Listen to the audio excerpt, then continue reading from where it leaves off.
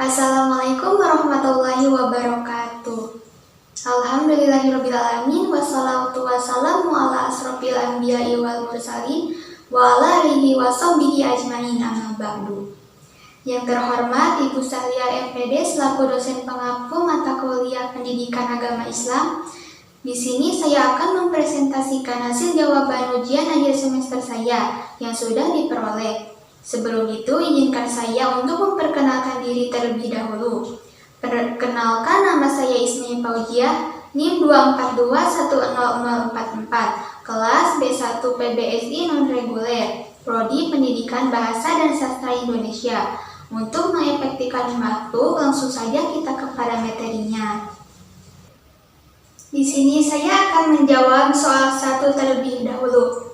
Nomor 1, ada tujuan utama pernikahan dalam Islam, yaitu ada dasarnya ketenangan atau sakinah. Allah Subhanahu wa Ta'ala berfirman dalam Quran Surat Ar-Rum ayat 21 bahwa pasangan suami istri diciptakan untuk saling memberi ketenangan, kasih sayang atau mawaddah, dan rahmat atau rahmah. Lalu ada menjaga kesucian dari ifah. Melalui pernikahan, seseorang dilindungi dari perilaku yang melanggar syariat, serta dapat mewariskan fitrah melalui dengan cara yang halal. Lalu ada membangun keluarga yang berlandaskan nilai-nilai Islam atau baiti janati.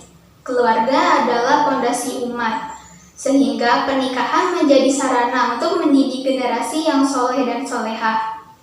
Bagi Farhan dan Aisyah, tujuan utama pernikahan ini relevan sebagai pedoman bahwa yang terpenting bukanlah kemewahan atau waktu yang dianggap ideal, tetapi komitmen untuk membangun rumah tangga yang harmonis dan sesuai syariat. Nomor 2, ada solusi untuk mengatasi tantangan. A. Tekanan dari orang tua terkait pesta pernikahan. Yang pertama, ada komunikasi dengan hikmah. Farhan perlu berdiskusi dengan orang tuanya bahwa kesederhanaan adalah sunnah dalam Islam. Rasulullah SAW bersabda, pernikahan yang paling besar keberkahannya adalah yang paling sederhana biayanya. Hadis riwayat Ahmad. Lalu berikan alternatif, sarankan pesta sederhana di rumah atau masjid dengan tetap menghormati keinginan orang tua, seperti menjaga silaturahmi dengan undangan terbatas. Berikan contoh keluarga atau teman yang telah sukses menjalani pernikahan sederhana, namun penuh berkah. Lalu libatkan pihak ketiga.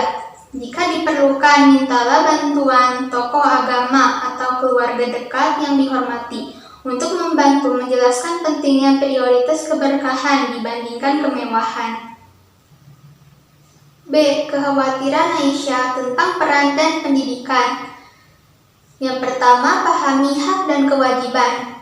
Farhan perlu meyakinkan Aisyah bahwa dalam Islam, istri tetap memiliki hak untuk berkembang, termasuk melanjutkan pendidikan, selama hal itu tidak mengabaikan peran dalam rumah tangga. Rasulullah SAW selalu mendukung istri-istrinya untuk menuntut ilmu. Lalu bekerja sama. Dalam keluarga Islami, suami istri adalah mitra. Farhan bisa membantu membagi tugas rumah tangga atau memberikan waktu bagi Aisyah untuk mengejar ambisinya. Lalu prioritaskan komunikasi. Diskusikan rencana jangka panjang seperti waktu, keuangan, dan cara mendukung satu sama lain agar Aisyah merasa dihargai dan tidak terbebani. C. Saran dari teman untuk menunda pernikahan. Yang pertama, cukupnya rezeki menurut Islam. Dalam Islam, kemampuan finansial tidak diukur dengan kekayaan yang melimpah, tetapi cukup untuk memenuhi kebutuhan pokok. Rasulullah SAW bersabda, wahai para pemuda, barang siapa yang telah mampu, maka menikahlah. Hadis riwayat Bukhari dan Muslim. Lalu menghindari fitnah. Menunda pernikahan tanpa alasan syar'i dapat membuka pintu fitnah atau godaan syahwat. Farhan bisa menjelaskan kepada teman-temannya bahwa ia memilih untuk fokus pada keberkahan daripada memenuhi standar duniawi. D. Usulan untuk menjalani pernikahan Islami.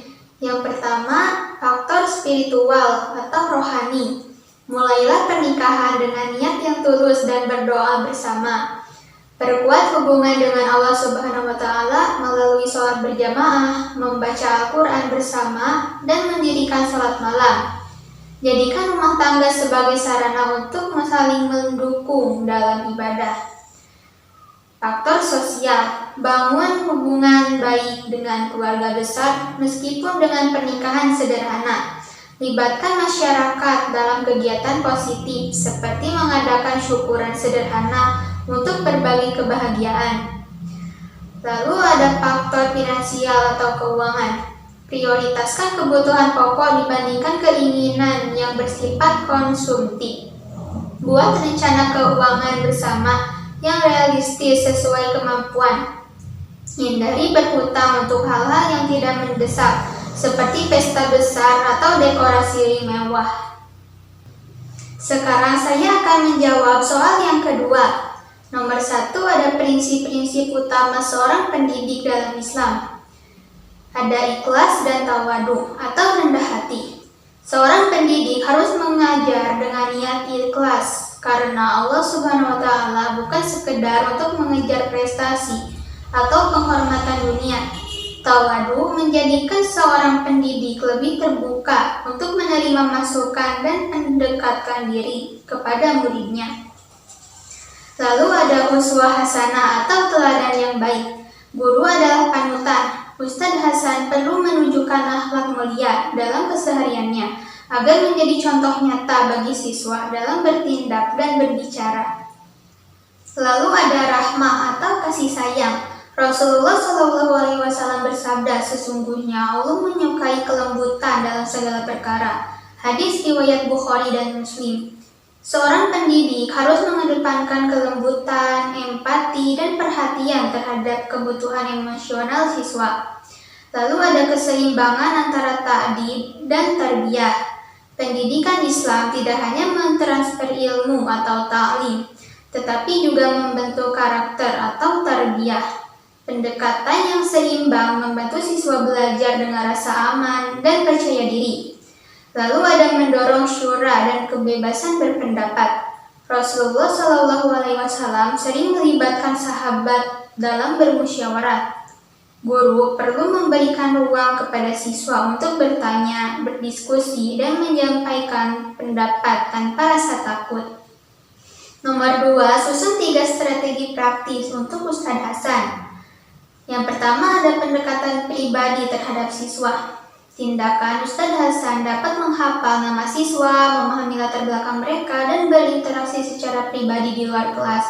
Ini menunjukkan perhatian dan kasih sayang kepada siswa.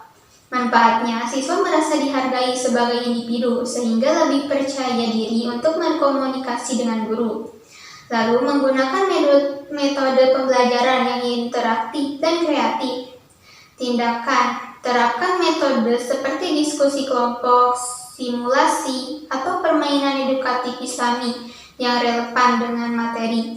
Ustadz Hasan juga bisa mengadakan sesi tanya jawab dengan format bebas. Manfaatnya, suasana kelas menjadi lebih hidup, menyenangkan, dan mendukung perkembangan keterampilan berpikir siswa. Lalu ada mengapresiasi dan mengedepankan akhlak mulia. Tindakan Ustadz Hasan dapat memberikan penghargaan sederhana seperti pujian atau reward kepada siswa yang menunjukkan akhlak mulia atau keberanian bertanya. Manfaatnya meningkatkan motivasi siswa untuk aktif dalam pembelajaran. Nomor 3, contoh kegiatan atau metode pembelajaran, yaitu kelas berbasis studi kasus Islami. Deskripsinya, berikan siswa cerita atau masalah nyata yang diambil dari sirah Nabi atau kehidupan sehari-hari. Kemudian diskusikan bersama bagaimana menyelesaikannya berdasarkan prinsip Islam. Tujuannya mendorong pemahaman siswa terhadap nilai-nilai Islam dan mengembangkan kemampuan berpikir kritis. Lalu ada lingkaran diskusi inspiratif atau halaqah tarbiyah. Deskripsinya, Ustadz Hasan mengadakan sesi diskusi informal di mana siswa bebas bertanya atau berbagi pandangan tanpa rasa takut dihakimi. Gunakan pendekatan dialogis seperti tanya jawab santai. Tujuannya menciptakan hubungan emosional yang lebih baik antara guru dan siswa. Lalu ada penerapan metode Nabi, tegur dengan lembut. Deskripsi, jika ada siswa yang berbuat kesalahan, tegur secara pribadi dan lembut, seperti yang dicontohkan Rasulullah SAW. Hindari memberikan hukuman yang bersifat mempermalukan. Tujuannya membantu siswa belajar dari kesalahan, kehilangan tanpa rasa hormat dan kepercayaan diri. Lalu mengintegrasikan nilai toleransi dalam pelajaran. Deskripsinya, saat mengajarkan ilmu agama, menambahkan contoh-contoh bagaimana Islam mengajarkan toleransi terhadap perbedaan, baik dalam hal pandangan maupun budaya. Tujuannya membentuk siswa yang memiliki wawasan luas, toleran, dan menghargai keberagaman. Sekarang saya akan menjawab soal yang terakhir, yaitu soal yang ketiga. Nomor 1 ada Islam yang rahmatan lil alamin. Pengertiannya adalah Islam yang rahmatan lil alamin berarti Islam sebagai sumber rahmat dan kasih sayang bagi seluruh alam semesta. Rahmat ini mencakup seluruh ciptaan Allah, baik manusia, hewan, tumbuhan, hingga lingkungan.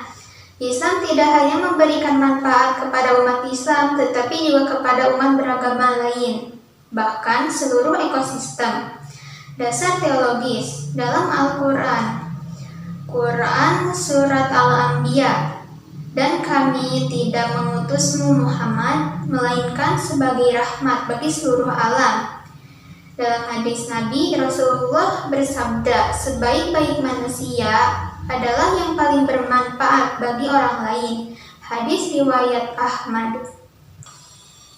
Implementasi rahmatan lil alamin dalam Islam.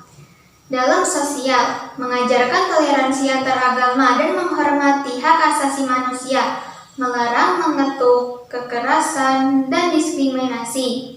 Dalam ekonomi, mewujudkan sistem ekonomi berbasis keadilan dan kesejahteraan bersama, seperti zakat, infak, dan wakaf. Dalam lingkungan, melestarikan lingkungan dan melarang perusakan bumi. Rasulullah mengajarkan untuk menanam pohon meski hari berhenti sudah dekat. Hadis riwayat Ahmad. Dalam dakwah dilakukan dengan hikmah, kebijaksanaan, dan dialog yang baik. Quran Surat An-Nahl ayat 185. Nomor 2 ada ekonomi syariah. Pengertiannya adalah ekonomi syariah adalah sistem ekonomi yang mengikuti hukum dan prinsip syariah Islam yang bertujuan menciptakan keadilan sosial, keseimbangan ekonomi, dan keberkahan. Landasan hukum Al-Quran. Larangan riba. Allah menghalalkan jual beli dan mengharamkan riba. Quran Surat Al-Baqarah ayat 275. Kewajiban menunaikan zakat. Ambillah zakat dari sebagian harta mereka. Dengan zakat itu kamu membersihkan dan menyucikan mereka. Quran Surat At-Taubah ayat 103. Hadis Nabi, Rasulullah melarang transaksi yang mengandung gharar atau ketidakjelasan. Hadis riwayat Muslim. Tujuannya adalah mewujudkan kesejahteraan bagi ekonomi, individu, dan masyarakat, menegakkan keadilan sosial sesuai nilai-nilai Islam, dan menghindari eksploitasi ekonomi dan ketimpangan kekayaan. Prinsip-prinsip utama yaitu ada larangan riba. Transaksi keuangan tidak boleh mengandung bunga yang bersifat eksploitatif. Larangan gharar dan maisir. Transaksi tidak boleh mengandung unsur ketidakjelasan dan perjudian. Bagi hasil, keuntungan dibagi berdasarkan kesepakatan seperti dalam akad mudharabah dan musyarakah. Transaksi halal hanya transaksi yang sesuai syariat dan diperbolehkan seperti perdagangan barang dan jasa yang halal. Instrumen ekonomi syariah. Ada perbankan syariah, akad mudharabah, jual beli dengan margin keuntungan, akad mudharabah, kemitraan usaha dengan pembagian keuntungan. pasar modal syariah, investasi, dan instrumen keuangan halal seperti sukuk atau obligasi syariah, zakat, infak, dan wakaf sebagai alat redistribusi kekayaan untuk mengurangi kesejahteraan sosial. Nomor 3, ada pernikahan dalam Islam. Pengertiannya adalah pernikahan adalah akad yang sah antara laki-laki dan perempuan untuk membangun kehidupan bersama dalam rumah tangga yang dilandasi syariat Islam dengan tujuan mencapai kebahagiaan dunia dan akhirat.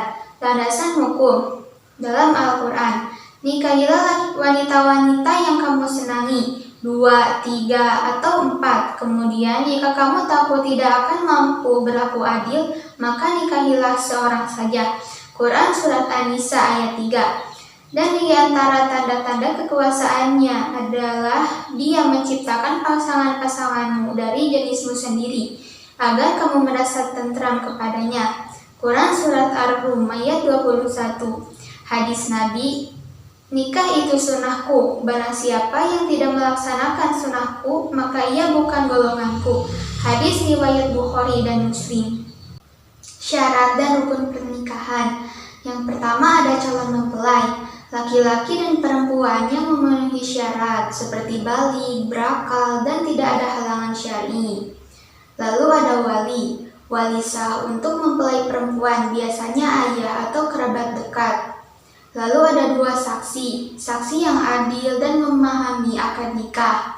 Lalu ada mahar, harta yang diberikan oleh suami kepada istri sebagai bentuk tanggung jawab. Lalu ada ijab qabul, pernyataan akad antara wali dan mempelai laki-laki. Tujuan pernikahan yaitu ibadah, memenuhi perintah Allah dan menjauhi zina. Lalu keluarga sakinah mawaddah warahmah. Sakinah yaitu kehidupan rumah tangga yang penuh ketenangan, mawaddah penuh cinta kasih, dan rahmah ada kasih sayang dalam setiap aspek kehidupan. Lalu melanjutkan keturunan, melahirkan generasi yang soleh dan solehah. Hak dan kewajiban pasangan. Yang pertama ada hak dan kewajiban suami: memberikan nafkah lahir dan batin, melindungi dan membimbing istri sesuai ajaran Islam. Yang kedua ada hak dan kewajiban istri: taat kepada suami selama tidak melanggar syariat dan mengelola rumah tangga dengan baik. Konsep dalam Islam: monogami dan poligami. Poligami diperbolehkan dengan syarat dapat berlaku adil. Perceraian diperbolehkan dalam keadaan tertentu, namun merupakan hal yang paling dibenci Allah dari yang dihalalkan. Hadis riwayat Abu Dawud. Mungkin hanya itu yang dapat saya sampaikan, kurang dan lebihnya mohon dimaafkan. Wabillahi taufiq wal hidayah. Wassalamualaikum warahmatullahi wabarakatuh.